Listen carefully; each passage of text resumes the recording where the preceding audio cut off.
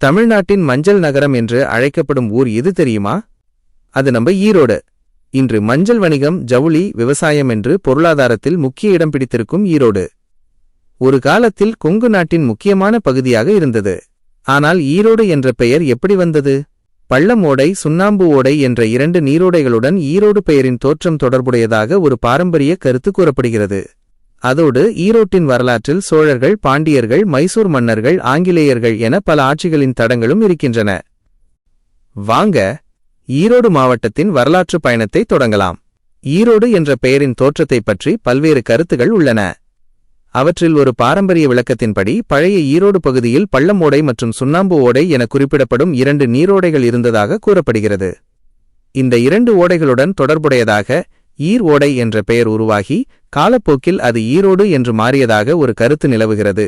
ஆனால் இது ஒரு பாரம்பரியமாக கூறப்படும் பெயரியல் விளக்கம் என்பதை நினைவில் கொள்ள வேண்டும். ஈரோடு என்ற பெயருக்கான முழுமையான வரலாற்று ஆதாரம் குறித்து பல்வேறு கருத்துகள் உள்ளன. பெயரின் தோற்றம் எப்படி இருந்தாலும் ஈரோடு அமைந்துள்ள பகுதி பழங்காலத்திலிருந்தே முக்கியமான கொங்கு மண்டலத்தின் ஒரு பகுதியாக இருந்தது. இன்றைய ஈரோடு, கோயம்புத்தூர், திருப்பூர், கரூர், சேலம் உள்ளிட்ட பகுதிகளின் பெரும்பகுதி வரலாற்றில் கொங்கு நாடு என்று அழைக்கப்பட்ட பகுதியுடன் தொடர்புடையது. கொங்கு நாடு பண்டைய காலத்திலிருந்தே விவசாயம், கால்நடை வளர்ப்பு மற்றும் வணிகத்திற்கு பெயர் பெற்றது. ஈரோட்டின் புவியியல் அமைப்பும் அதன் வளர்ச்சிக்கு முக்கிய காரணமாக இருந்தது. காவிரி மற்றும் பவானி போன்ற முக்கியமான ஆறுகள் இப்பகுதியின் விவசாயத்திற்கு நீராதாரமாக இருந்தன. ஆறுகளின் அருகே குடியிருப்புகள் உருவாகின. விவசாயம் வளர்ந்தது. அதன் மூலம் உள்ளூர் வணிகமும் வளர்ச்சி பெற்றது. பண்டைய காலத்தில் சேரர், சோழர், பாண்டியர் உள்ளிட்ட பல்வேறு அரசுகளின் அரசியல் தாக்கம் கொங்கு பகுதியில் இருந்தது. இதனால் ஈரோடு அமைந்திருந்த பகுதியும் பல்வேறு அரசியல் மாற்றங்களை சந்தித்தது. காலப்போக்கில் ஈரோடு பகுதி மைசூர் அரசின் ஆட்சியுடனும் தொடர்புபட்டது. 18ஆம் நூற்றாண்டில் ஹைதர் அலி மற்றும் திப்பு சுல்தான் காலத்தில் கொங்கு பகுதியின் பெரும்பகுதி மைசூர் அரசின் கட்டுப்பாட்டில் இருந்தது. ஈரோடு மற்றும் அதன் சுற்றுப்பகுதிகள் அந்த காலத்தில் நடைபெற்ற அரசியல் மற்றும் இராணுவ நிகழ்வுகளின் தாக்கத்தையும் சந்தித்தன. பின்னர் ஆங்கிலேயர்களின் அதிகாரம் தென்னிந்தியாவில் அதிகரித்தது. மைசூர் போர்களுக்குப் பிறகு இந்த பகுதிகளின் நிர்வாகத்திலும் பெரிய மாற்றங்கள் ஏற்பட்டன. இறுதியில் ஈரோடு பகுதி பிரிட்டிஷ் ஆட்சியின் கீழ் வந்தது. ஆங்கிலேயர் காலத்தில் சாலை, ரயில் மற்றும் வணிக வசதிகள் வளர்ந்ததால் ஈரோட்டின் பொருளாதார முக்கியத்துவமும் அதிகரிக்கத் தொடங்கியது. இன்று ஈரோட்டின் பெயரை கேட்டவுடன் பலருக்கும் நினைவுக்கு வருவது மஞ்சள். ஈரோடு மற்றும் அதன் சுற்றுவட்டாரங்களில் மஞ்சள் சாகுபடி முக்கியமான விவசாய தொழிலாக இருந்து வருகிறது. இதன் காரணமாக ஈரோடு இந்தியாவின் முக்கியமான மஞ்சள் வணிக மையங்களில் ஒன்றாக வளர்ந்தது. மஞ்சள் மட்டும் இல்லாமல் ஈரோடு பருத்தி, ஜவுளி, எண்ணெய் மற்றும் பல்வேறு விவசாயப் பொருட்களின் வணிகத்திற்கும் புகழ்பெற்றது. குறிப்பாக ஈரோட்டின் ஜவுளி தொழில் பல ஆண்டுகளாக வளர்ந்து வந்துள்ளது.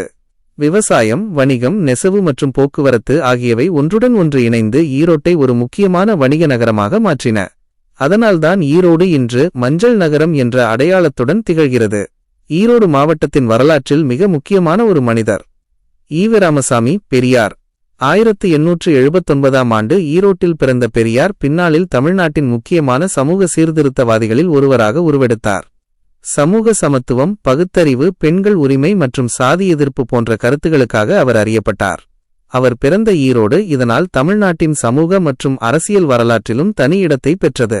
அதனால் ஈரோடு என்பது வெறும் வணிக நகரம் மட்டுமல்ல, சமூக மாற்றத்தின் வரலாற்றுடனும் தொடர்புடைய மண்.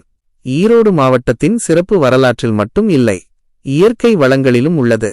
பவானி, கூடுதுறை, காவிரி மற்றும் பவானி ஆறுகள் சங்கமிக்கும் முக்கியமான ஆன்மீகத் தலம். கொடிவேரி அணை இயற்கை அழகுடன் கூடிய பிரபலமான சுற்றுலாத் தலம். சத்தியமங்கலம் மேற்கு தொடர்ச்சி மலை மற்றும் முக்கியமான வனப்பகுதியுடன் இணைந்த பகுதி.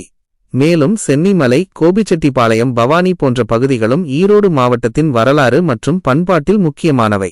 பள்ளம் ஓடை, சுண்ணாம்பு ஓடை என்ற பெயர் விளக்கத்திலிருந்து பண்டைய கொங்கு நாட்டின் வரலாறு வரை, சோழர், பாண்டியர் காலத்திலிருந்து மைசூர் ஆட்சி வரை, ஆங்கிலேயர் காலத்திலிருந்து நவீன வணிக வளர்ச்சி வரை பல நூற்றாண்டுகளின் வரலாற்றை தன்னுள் வைத்திருக்கும் மண்தான் ஈரோடு.